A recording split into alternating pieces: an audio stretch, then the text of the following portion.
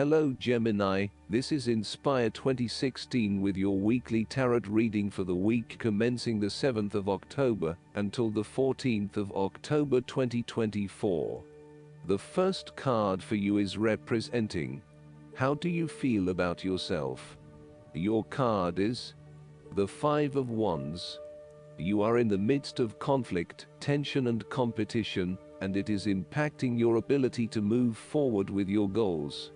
Rather than being able to work together with others, you are coming up against it and are constantly being challenged on your point of view.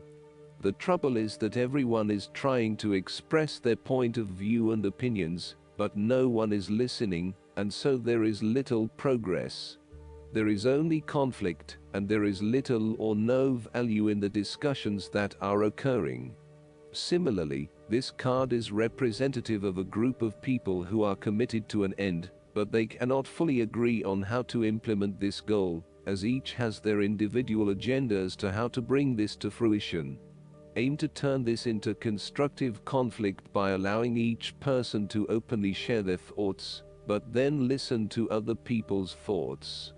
Once everyone has been heard and all opinions have been considered, determine the best path forward. The Five of Wands encourages an enthusiastic approach to change. Change is coming, whether you like it or not. However, your challenge will be in ensuring that everyone is on the same page, and is focused on dealing with this change constructively and positively. Currently, there is scattered energy resulting from misdirected enthusiasm. Everyone has many ideas, but no one is there to bring them into one consistent path forward. Your role may be in identifying a clear strategy and purpose that can be implemented by all involved. The second card for you is representing. What do you want most right now? Your card is the Seven of Cups. What do you want most right now is clarity of making choices that have been presented to you. Although dreaming is beautiful and provides inspiration for action, you must at some point abandon your castles in the sky and begin to build those castles in your real life. A choice must be made, even though the apparent multiplicity of options seems to paralyze you with either fear or excessive anticipation. If you are unable to make a decision because of too many options, it is time to carefully evaluate the pros and cons of each option and make a thoughtful choice. You also need to be very clear about what it is you are working towards, so that you can make the best choice. Make your decision with caution, as all is not what it seems to be. Great opportunities may turn out to be major problems later on, while less enticing options may turn out to be golden opportunities. With the Seven of Cups, there is a risk of illusion. You need to separate what is real from what is illusion. Protect yourself against unclear or wishful thinking and habitual daydreaming. Avoid intoxication and escapism. Oftentimes, this card shows choices and plans that have little or no basis in reality. Such things are typical of the developed imagination, and fine if they stay in the imagination. However, when you try to implement those ideas in the real world, you are leaving yourself open to inevitable disappointment when you realize that your vision simply does not work. The third card for you is representing your fears. Your card is the Three of Cups. You are afraid of betrayal of trust and possible cheating from someone close to you. On a broader scale, your creativity may be being stifled, and instead you are being forced to conform to the group in which you are operating. You may be part of a very tight-knit group that does things a certain way, and is not open to innovation or alternative approaches. You need to consider whether you are willing to sacrifice your creative abilities in favor of the group's desires. The Three of Cups may also reflect isolation from others. If this is the case, it is time to take charge of the situation and to reconnect with your community. Consider joining a group or organization, and if the need for support is present, seek out the necessary resources. Similarly, you have lost touch with your close friends, perhaps due to a falling out or other, more demanding priorities such as work or family commitments. See this card as a reminder to reconnect with your friends, let your hair down and have a good time, without worrying too much about the consequences.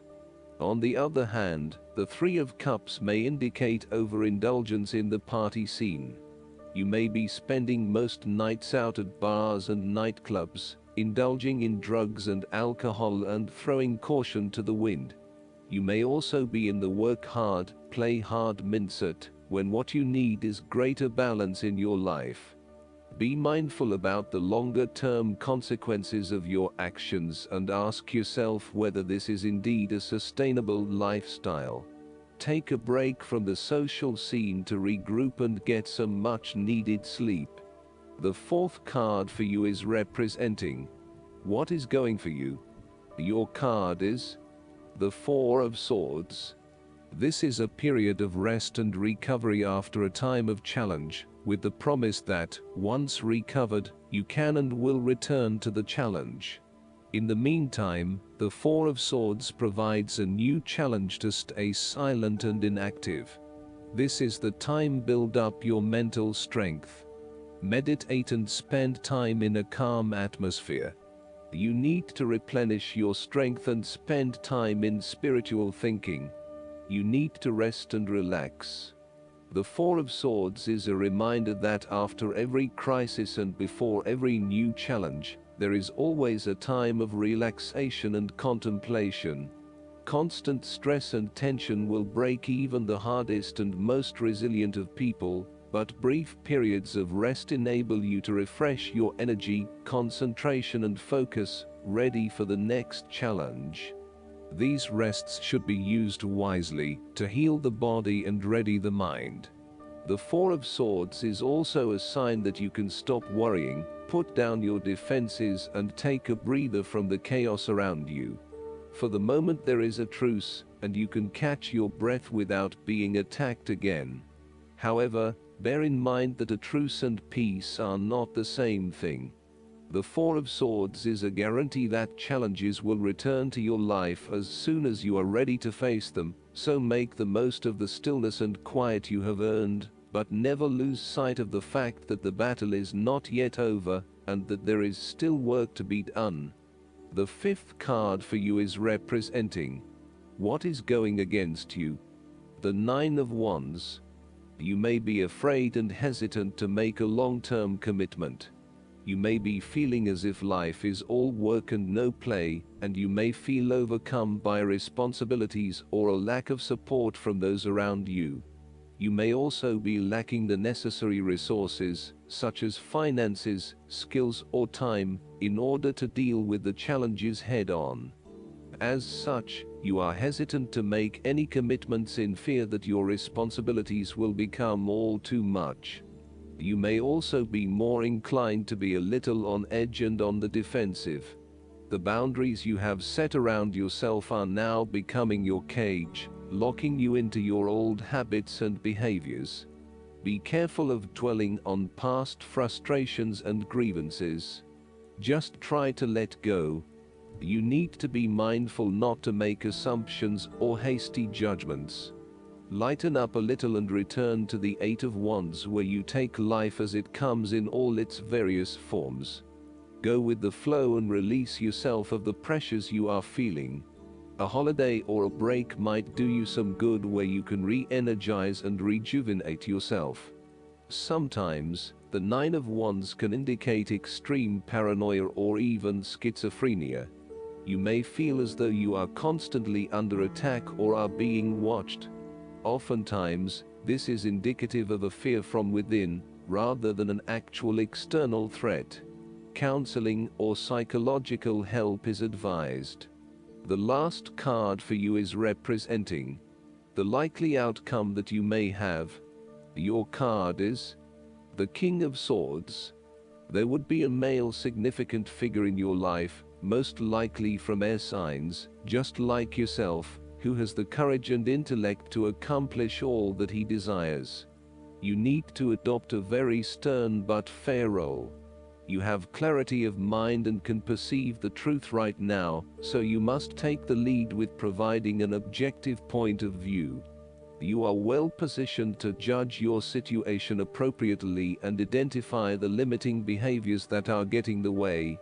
This is a time when you need to leave emotions out of it and remain as objective and rational as possible. You may need to reason with others and be quite direct about what you are observing. You may be concerned that you are not being particularly caring or sympathetic, but at this point in time, this detachment is what is needed most. Similarly, the King of Swords encourages you to use your logic and intellect to navigate your path ahead. You will need to get to the heart of the matter, make firm and well-researched decisions, and ensure that you are firm but fair in your dealings with others.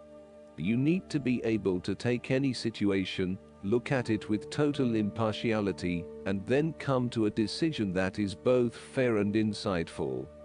Oftentimes, the King of Swords represents a professional advisor, such as a solicitor or attorney, financial advisor or taxation consultant. This advisor has a solid reputation and a vast amount of knowledge in his particular field, and will provide you with objective, well-researched advice about your own situation. He is completely impartial, and will draw upon his experience and his innate knowledge of the rules, systems and structures that are in place. He may come across as detached or disinterested in your personal circumstances, unless it relates specifically to the type of advice he is giving you. This is so that he can provide only the most relevant and objective advice to you. He prides himself in his expertise and qualifications, and is likely to charge a high fee for his services. Nonetheless, he offers the rigor and specialist knowledge that you need right now. This king is also a man of the highest ethical standards. It is impossible to corrupt him, and as such he acts as a pillar of strength who gives sound advice to everyone, no matter who they are. What is more, he firmly expects others to operate by the rules of the law, and will not tolerate others who break the law. Last but not least, the guidance card for you is the Partnership. This card speaks to the influence of other people in your life, such as a romantic or marital partner or work associate. Trust the first thought or feeling that you have about the word partnership, as your higher self already knows the truth about these influencing energies. If you feel that certain people are adversely affecting you, this card signals the need to take a relationship inventory to bring positive energy to the relationships, or to decrease your involvement with them. Studies are showing that a person's income is proportionate to that of the people he or she spends time with. If you hang out with those who complain, this will bring you down. If you spend time with those who are working to improve their lives and this world, you'll feel inspired. This card also signals a business partnership, and again, trust your first thought or feeling for inner guidance. Many successful businesses are formed from partnerships, so you may be guided to network with others, or to join a networking group to meet potential partners. God is guiding you to the right people to support the fruition of your divine life purpose.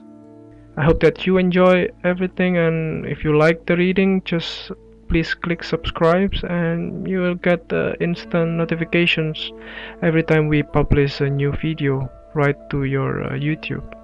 Thanks.